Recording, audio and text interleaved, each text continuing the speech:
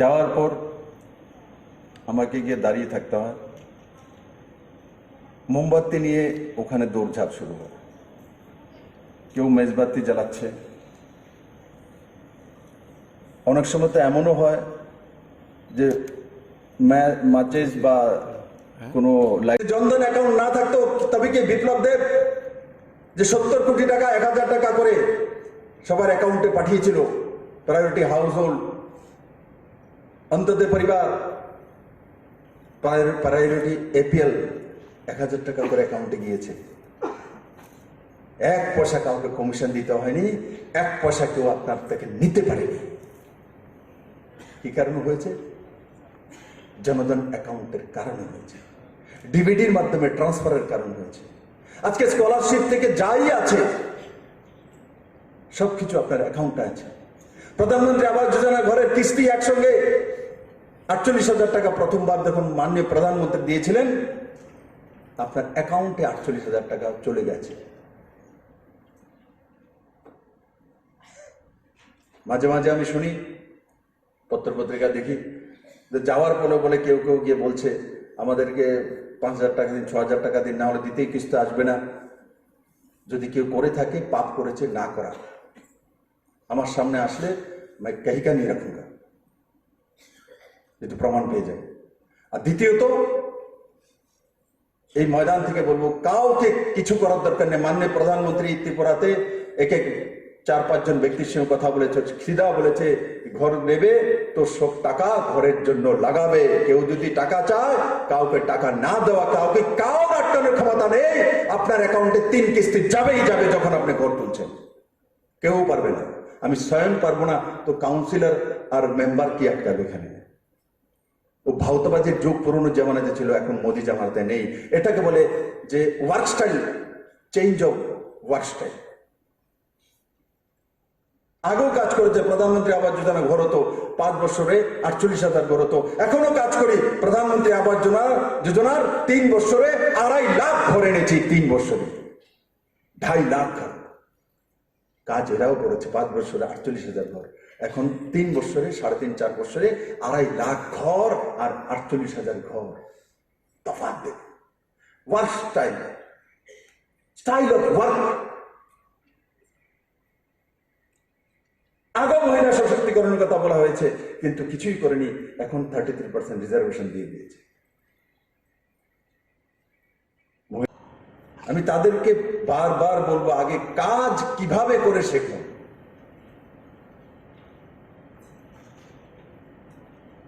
Drain তো আমি বাজেটে দিয়েছি, তো স্মার্ট সিটিতে এদিক দিয়ে ড্রেন হবে তো হবে।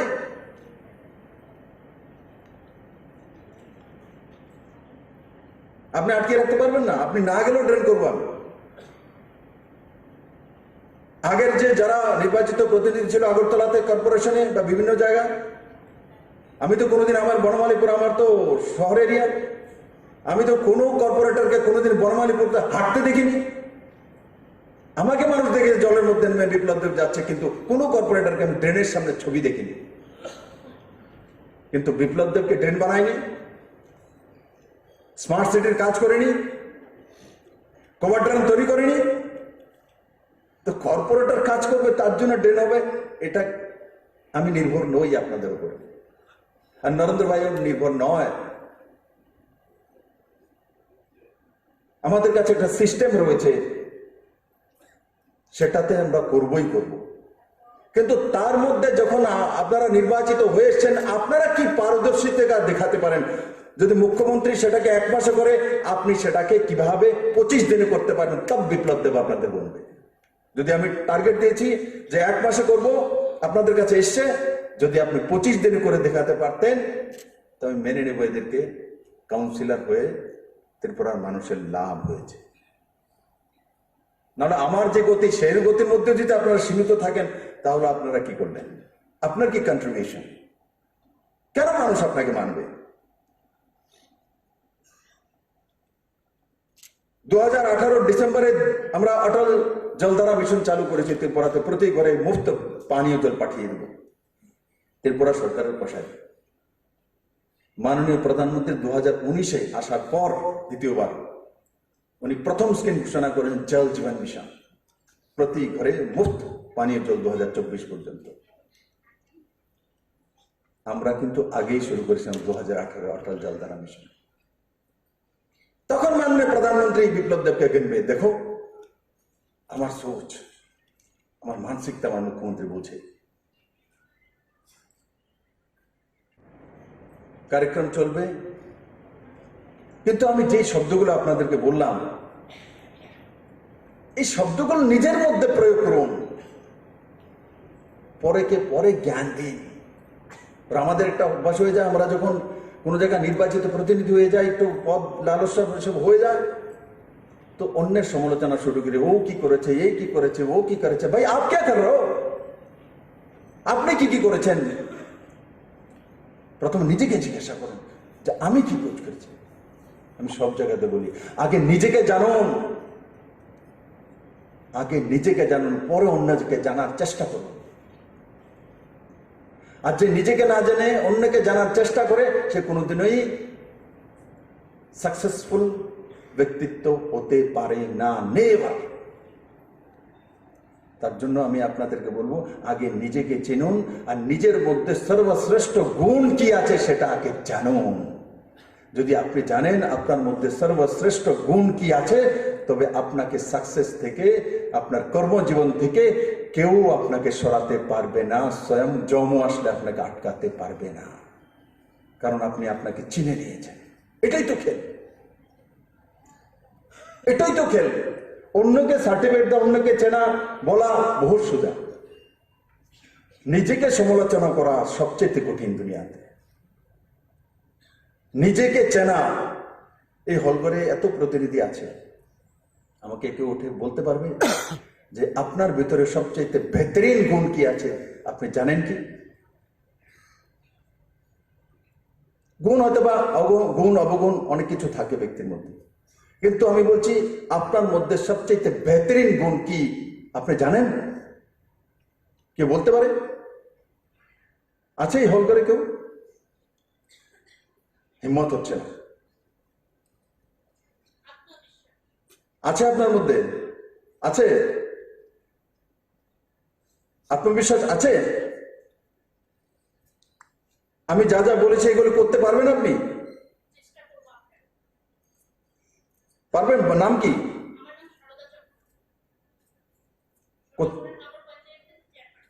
কোথাকার? হ্যাঁ হ্যাঁ, ঠিক আছে, জানি। ঘর আছে, তার মধ্যে 48,000 ঘর হয়ে গেছে, সবকিছু আছে, জানি আমি, এগুলো মুখস্থ আছে। সেলফ হেল্প গ্রুপের এতজন বোন, প্রায় 2700-র উপরে মহিলারা আছেন সারা ত্রিপুরা রাজ্যে, সেগুলো কালেকশন করেন, গার্বেজ রোজগার করেন, সবগুলো রয়েছে। স্মার্ট সিটি রয়েছে, এডিবিল লোন রয়েছে, ইলেকট্রিফিকেশন রয়েছে, রোড রাস্তা সবকিছু আছে।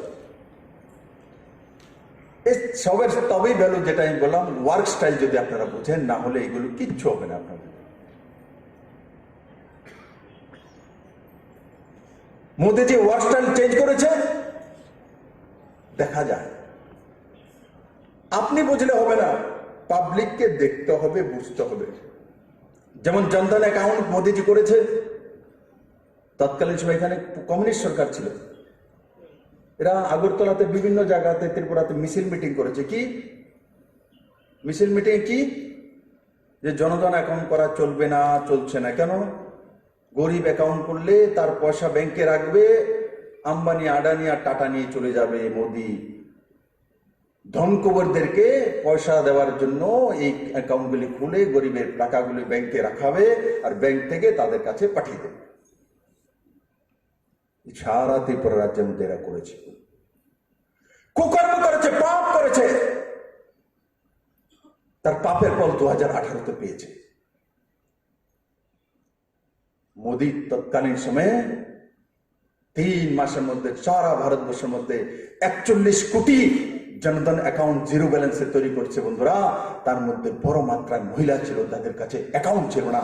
আর জনধন অ্যাকাউন্টের বিরোধ তৎকালীন সরকার এই কারণে করছিল, কারণ জনধন অ্যাকাউন্ট হয়ে গেলে এরা জেনেছে যে ডিবিডির মাধ্যমে ডাইরেক্ট বেনিফিট ট্রান্সফারের মাধ্যমে সমস্ত টাকা চলে আসবে বেনিফিশিয়ারির কাছে, তখন তার থেকে কমিশন খেতে পারবে না, তার থেকে ক্যাডার পালতে পারবে না, তার থেকে ব্যবসা করতে পারবে না। তার জন্য তার বিরোধ করেছিল, মানুষের জন্য বিরোধ করেনি। আর এটা প্রমাণিত হয়েছে। আজকে যখন কোনো বুড়ি মাকে 1000 টাকা ভাতা দেয়, তো নাতি পোতা কেউ তাকে ব্যাংকে নিয়ে যাব বা আপনার তুলে আনবো বলে তার কাছ থেকে 10 পয়সা কমিশন খেতে পারে না।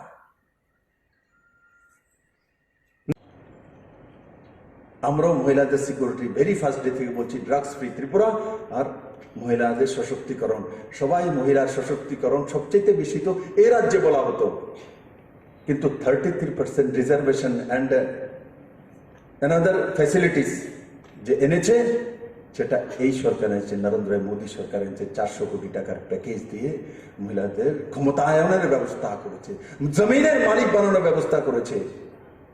যদি জমিন দলিল করতে যান তো মহিলার নামে করলে 2% কম লাগবে, জেন্টসের নামে করলে 2% বেশি লাগবে। তার কারণ জমির মালিক যদি মা হয় তো সব সন্তানকে মা সমভাবে বন্টন করে দেয়। পয়সার মালিক যদি মা হয় তো সবার সন্তানকে সমভাবে মা বন্টন করে দেয়। মার চাইতে আদর্শ বন্টনকারী ব্যবস্থা পুরো দুনিয়াতে নেই। একজন মুখ্যমন্ত্রী, সে তার ভিতরে মা জেগে থাকে তো আদর্শ মুখ্যমন্ত্রী হতে পারে। তাকে কাউকে ফলো করার দরকার নেই। একজন ভারতীয় মা কি করে সেটাই যদি মুখ্যমন্ত্রী বুঝে, তার মধ্যে জাগিয়ে তোলে মা ভাব, তো আপনি আপ মুখ্যমন্ত্রী সবকা সাথ সবকা বিকাশের কাজ করতে পারে। সবকা সাথ সবকা বিশ্বাস, সবকা সাথ সবকা প্রয়াস, এই 3 মন্ত্রতে কাজ করতে পারে। কিন্তু তার মধ্যে মাতৃত্ব জাগাতে হবে, ভারতীয় মাতৃত্ব।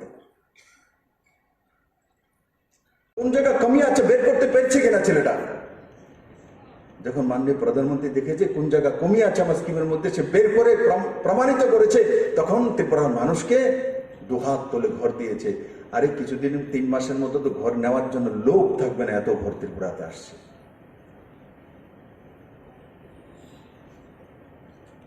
আপনাকে মানুষ তখনই কাউন্ট করবে যখন আপনি যেই টার্গেটটা চলছে, যেভাবে চলছে তার আগে আপনি করতে পারবেন। জামানা বহু ফাস্ট হয়ে গেছে।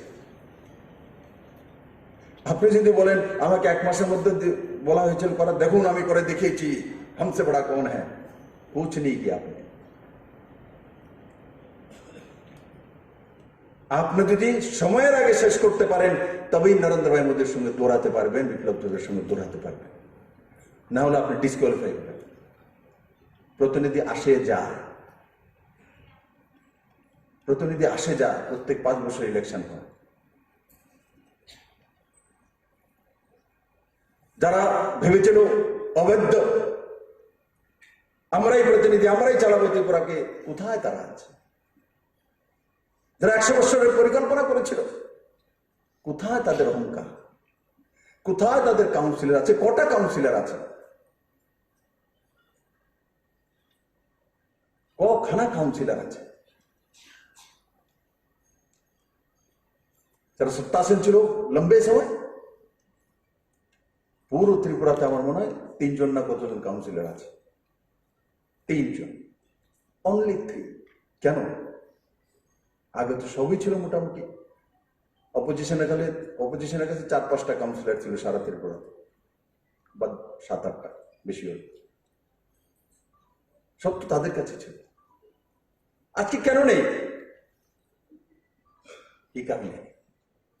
কারণ কি আজকে কাজের ধরন পাল্টে গেছে, মানুষ বোঝে যে এই ধরনের লোকদের দিয়ে কাজ করা যাবে না, এই ধরনের লোকদের কাজ করাবো না। আমাদের তো মোদির মানসিকতার লোক লাগবে, সময়ের আগে কাজ কমপ্লিট করার মতো ব্যক্তিত্ব চাই কাউন্সিলর।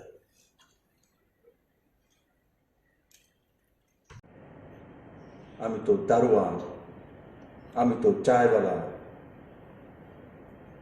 আমি তো প্রধান সেবক।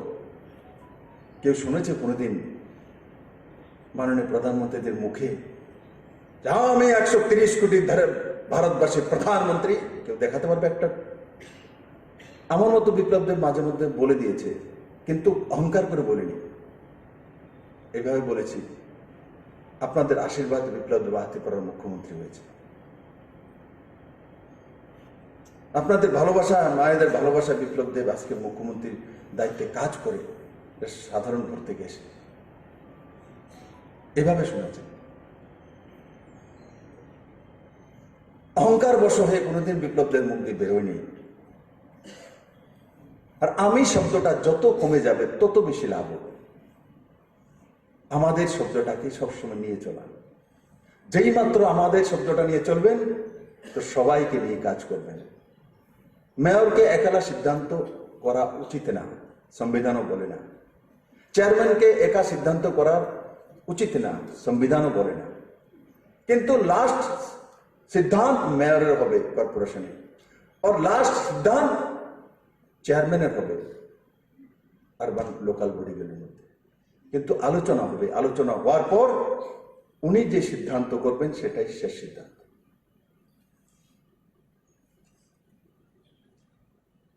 তার জন্য সংবাদ করা। আমরা অনেক সময় কর্পোরেটর হয়ে গেছি, চেয়ারম্যান হয়ে গেছি, ভাইস চেয়ারম্যান হয়ে গেছি, খুদ নির্ণয় নেওয়া শুরু করি।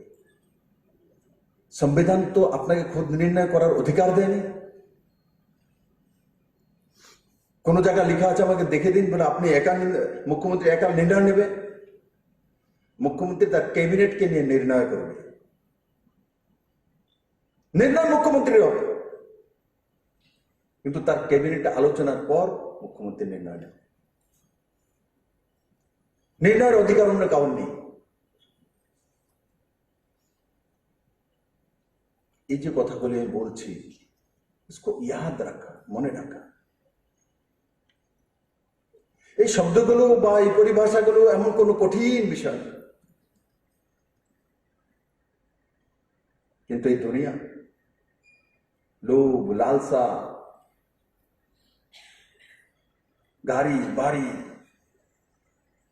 সিকিউরিটি, এই সত্তার মধ্যে এগুলো রয়েছে। এগুলোর মধ্যে থেকেই আপনাকে কাজ করতে হবে। এই দল থেকে আসেন, ভারতবর্ষের সবচাইতে বেশি রাজ্য সেই মুখ্যমন্ত্রী সেখানে রয়েছে, সবচাইতে বেশি এমএলএ সেখানে রয়েছে, সবচাইতে বেশি কর্পোরেটর সেখানে রয়েছে, সবচাইতে বেশি এমপি সেখানে রয়েছে। সমস্ত নির্বাচিত প্রতিনিধি ভারতবর্ষের মধ্যে হাইয়েস্ট যদি কারোর কাছে আছে তো আমরা যে প্ল্যাটফর্ম থেকে আসি সেখানে রয়েছে।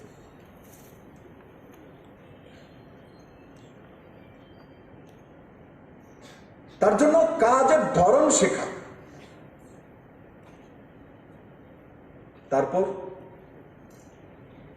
কাজ করে মনে করেন যে আপনি 25 দিনে কাজ করে নিয়েছেন, 1 মাসের বদলে, ভেরি গুড। তার বদলে ঢেন্ডরা না পিঠা, বুঝো বাজারে বসে কোনে বসে তুমি কদিনে কাজ করেছো? 1 মাসে। আমি তো 25 দিনের মধ্যে শেষ করে নিয়েছি। দাদা কইছে করে দেখা গেছে। নেই বলনা, बिल्कुल नहीं बोलना। বলবে তো মেয়র বলবে, আপনার নাম নিয়ে কোনোদিন বলবে মেয়র সাহেব, বা যেখানে আমাদের চেয়ারম্যান আছে 19টার মধ্যে, ওনারা কোনো মিটিংয়ের মধ্যে বলবেন এই 12 জন কাউন্সিলের মধ্যে এই 5 জন 1 মাসের মধ্যে কাজটা শেষ করার ছিল, এই 5 জন 25 দিনে শেষ করছে, তব আপনার নাম। আপনার চাইতে বড় ব্যক্তি আপনাকে যখন প্রশংসা করে তখন আপনার ইজ্জত বাড়ে। আর আপনি যদি নিজে কাজ করে নিজেই বলেন আমি করে দিয়েছি, আমার ছেড়ে করতে পারতো না, আপ বিনাশ के रास्ते में जा रहे हैं।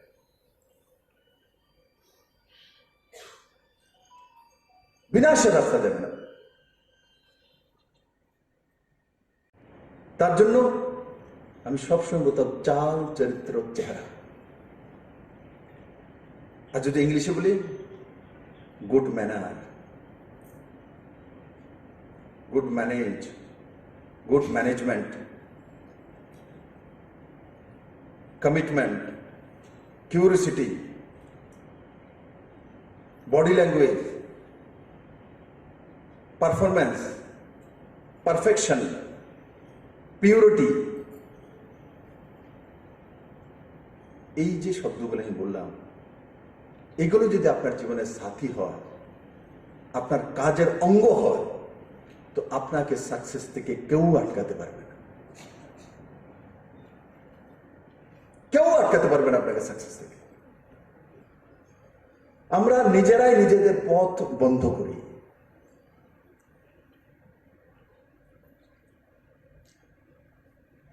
কিভাবে বন্ধ করি? ইগো, ব্যক্তিপ্রেম, অড ল্যাঙ্গুয়েজ, অপরিপক্কতা, অসামাজিক মানসিকতা,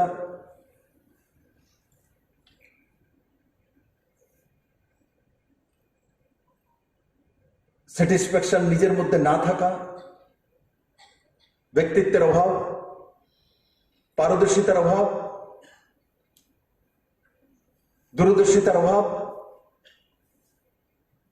সিদ্ধান্ত নিতে দেরিকরণ,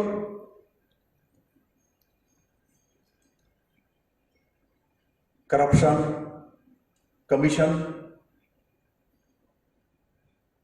এই যে শব্দগুলো বললাম, এগুলি যখন আপনার জীবনের সাথী হবে কাজের মধ্যে, তো আপনি নিশ্চিত আপনার ক্ষেত্রে যেখানেই রয়েছেন নির্বাচিত প্রতিনিধি, আনসাকসেস ব্যক্তিত্ব জাহির হবে।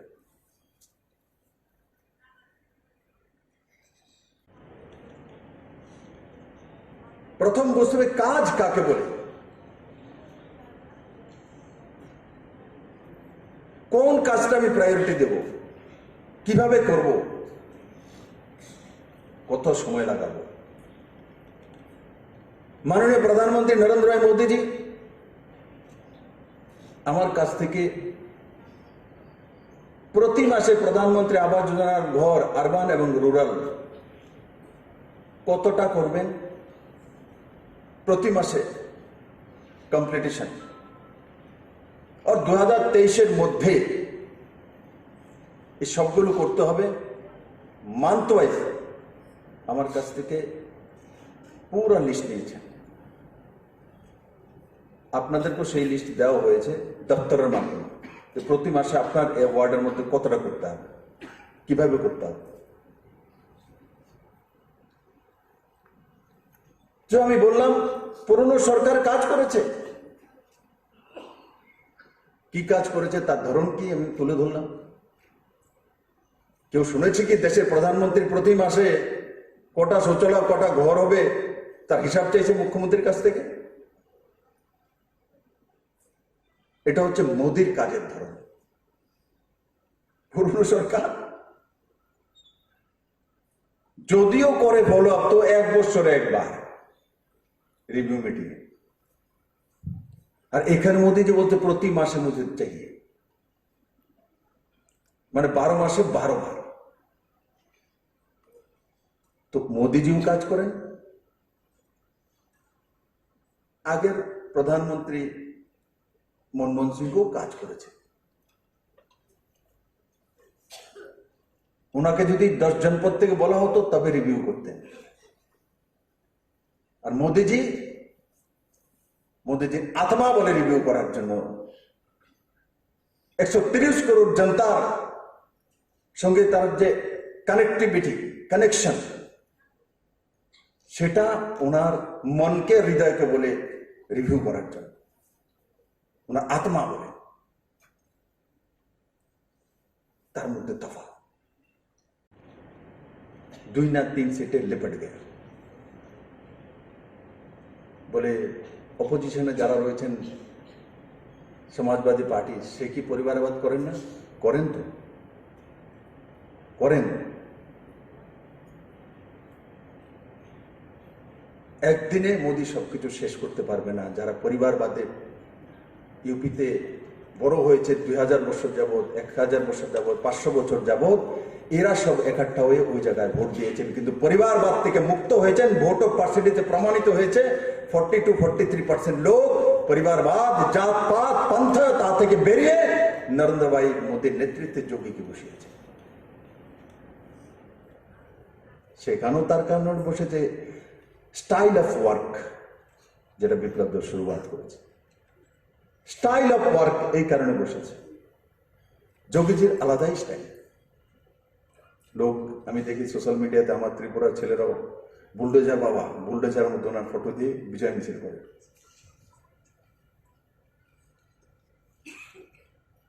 উত্তরপ্রদেশে যারা মাফিয়া গুন্ডা, এখানে বসে কল্পনা করতে পারবেন না, এক একজনের কাছে 5,000, 10,000, 24, 25, 30,000 করোড় টাকার মালিক, অ্যাসেটসের মালিক। যোগীজি বিগত 5 বছরে ধ্বংস করে দিয়েছেন তাদের সমস্ত অ্যাসেটস, বিদেশে পালিয়েছে সব। আর ইলেকশনের সময় এসে আবার তাদেরকে পয়সা দিয়েছে, কিন্তু ইলেকশন রেজাল্ট হওয়ার একদিন আগে যেই মাত্র এক্সিট পোল দেখেছে, সব টিকিট করে বিদেশে চলে গেছে। ভারতে নেই, জানে যোগী যেখানে থাকবে ওখান থেকে বের করে আনবে। যোগী ব্যক্তি মধ্যপ্রদেশে ধরা পড়েছে, রাস্তার মধ্যে আসার সময় বিদায় করে দিয়েছে।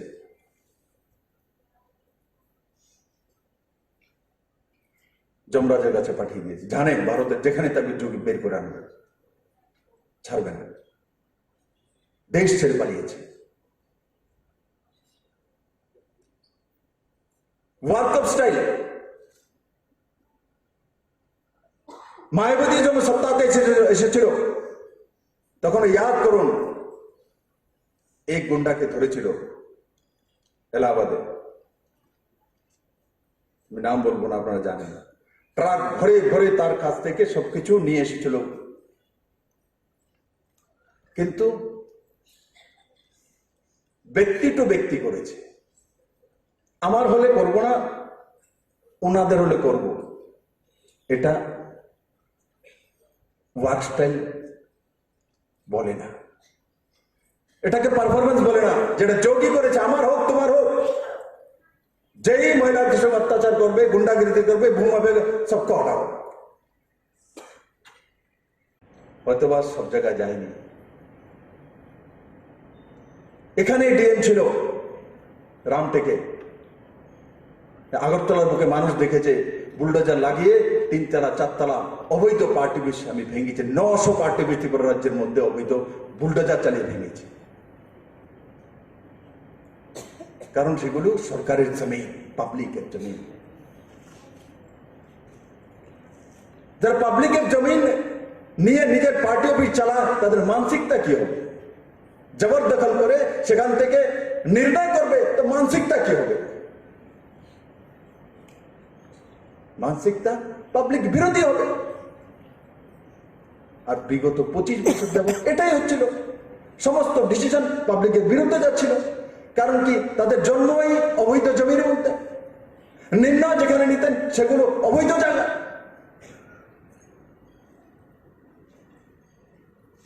আমিও সত্তাতে আছি এখন, আমার পার্টিও আছে। কই, আমি তো দখল করে কোনো জায়গায় আমার পার্টি অফিস তৈরি করিনি এখনো। যেখানে করেছি পয়সা দিয়ে কিনে, দলিল পত্র করে কিনেছি।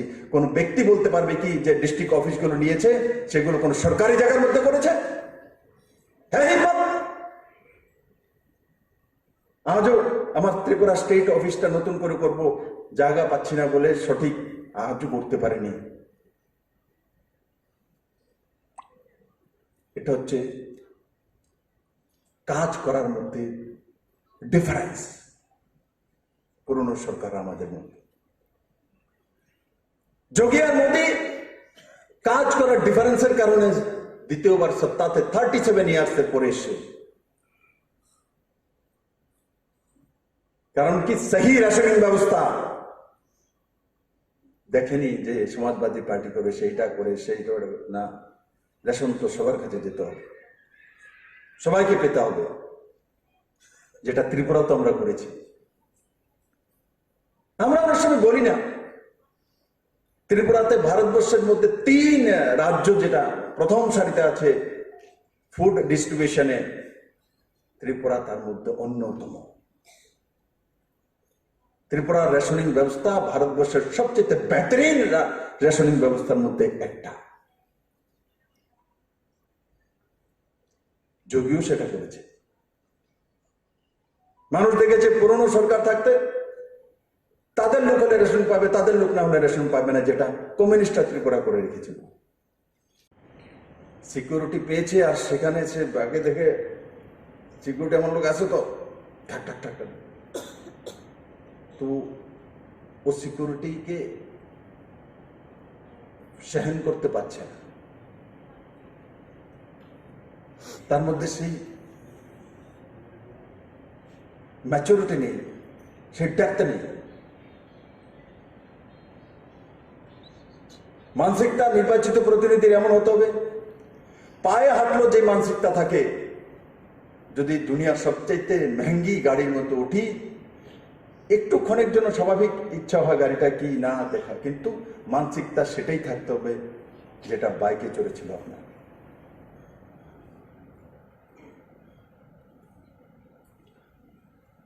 ভাই পাওয়ারের সবকিছু আছে, বহুত খতরনাক জিনিস। যদি সহন করতে পারেন, সঠিকভাবে সহন করতে পারেন, নরেন্দ্র ভাই মোদীর মতো, অটল বিহারী বাজপেয়ীর মতো ব্যক্তিত্ব তৈরি হবে। আর না হলে আপনারা দেখেছেন এই ভারতের ইতিহাসে গলিয়ারে এমন অনেক নাম ছিল, মানুষ একসময় বলতো ওনারা প্রধানমন্ত্রী হবেন, কিন্তু কোথায় হারিয়ে গেছেন কেউ জানে না। এই গলিয়ারে বহুত লোক আছে যারা ভেবেছিলেন ত্রিপুরাতে মুখ্যমন্ত্রী হব, কোথায় হারিয়ে গেছে কাল পর্যন্ত জানে না, তার মানে জম পর্যন্ত জানে না। আজ মোদী জামানা ভাই,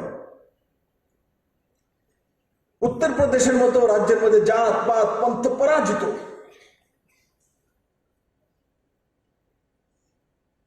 উত্তরাখণ্ড দেবভূমি জানি আমি, ইমোশনাল লোক, কেদারনাথ, বদ্রীনাথ,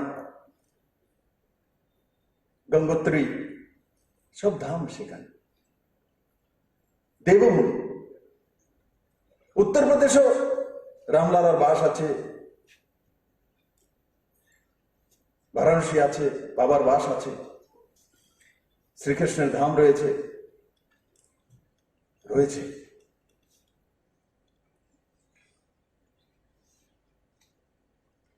এত আধ্যাত্মিক বাস হওয়ার পরেও উত্তরপ্রদেশ থেকে জাত পাত কেউ সমাপ্ত করতে পারেনি।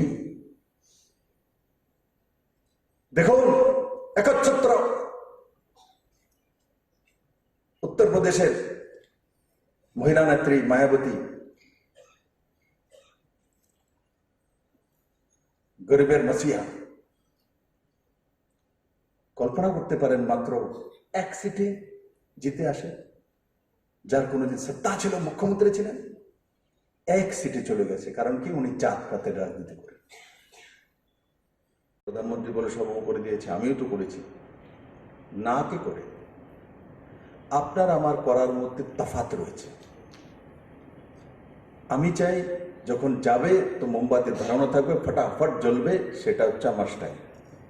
আপনাদের স্টাইল ছিল কেউ মোমবাতি ঢুঁড়বে, কেউ ম্যাচেস ঢুঁড়বে, তারপর মোমবাতি জ্বালাবে, তারপর জ্বলবে। এটা আপনাদের স্টাইল। আপনিও কাজ করেছেন, আমিও কাজ করি, আমাদের সরকারের কাজ করে, আপনার সরকারের কাজ করেছে, দুইটার মধ্যে তফাৎ রয়েছে।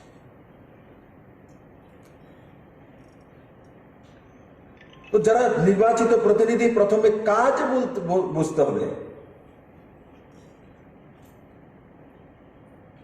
অনেক ছেলে আছে দেখি আমি, ছেলে মেয়ে এক্সাম এসছে তো এক মাস আগে থেকেই ঘরে বসে আছে, পড়াশোনা করছে, ব্যানের ব্যানের ব্যানের ব্যানের, তার বাড়ির সামনে দিয়ে গেলে সাউন্ড শোনা যায় যে পড়ছে। সমস্ত পাড়ার মানুষ জেনে যায় যে একজন পড়াশোনা করতেছে, সারাদিন পড়তেছে 8 ঘন্টা। রাত্রিবেলা মা যদি বলে ঘুমোতে আসো, ঘুমায় না, মা এক্সামে করছে, পড়তেছে। আবার অনেক ছেলে মেয়ে আছে যে প্রথম দিন থেকেই পড়াশোনা করে, ভেরি ফার্স্ট ডে অ্যাডমিশন নেওয়ার পর থেকে, হয়তো হাফ এন আওয়ার পর। এক্সাম যখন এসছে 1 মাস আগে, হয়তো বা সে হাফ এন আওয়ারের জায়গায় 1 ঘন্টা পড়ছে। আমাদের পাড়া প্রতিবেশী কি বলবে? যে এক্সামের সময় 1 ঘন্টা পড়ছে, তাকে দেখলে আচ্ছা দেখো ওই ছেলেটা 10-এ পড়ে, এক্সাম আছে, দেখো রাস্তার ভিতরে ঘুরতে আসে, আর দেখো ওই বাড়ির সামনে সকাল পোলাটা সকাল থেকে পড়তে আসে। আমি বাজারে যাওয়ার সময় দেখছি জানলা দিয়ে পড়তে আসে সাউন্ড। এখন যখন আমি বাড়ি ফেরত যাচ্ছি বাজার করে 3 ঘন্টা পর, তখনও দিয়ে পড়ছে। বিদ্বান ব্যক্তি, ঈশ্বরচন্দ্র বিদ্যাসাগর হয়ে যাবে, রেকর্ড করে দেবে, স্ট্যান্ড করবে। বাস্তবে কি হয়? বাস্তবে প্রথম দিন থেকে যে আধা ঘন্টা করে পড়ে এসেছিল সেই স্ট্যান্ড করে, সেই লেটার মার্কস নিয়ে আসে। 8 ঘন্টা 10 ঘন্টা 1 মাস আগে পড়ে কেউ করতে পারে না। কিন্তু তার জন্য ওয়ার্ক স্টাইল, কাজ কিভাবে হবে, এগুলি লেখা আছে। কতটা প্রধানমন্ত্রী আবাস যোজনা ঘর, ইলেকট্রিফিকেশন কি হবে, ড্রেন কিভাবে হবে, কোন কোন জায়গা যাবে, বাজেট কত, ড্রেন পরিষ্কার কিভাবে হবে, মেশিন কোথায়, ইলেকট্রিফিকেশনের তার কোথায়, ড্রিঙ্কিং ওয়াটার ব্যবস্থা কি,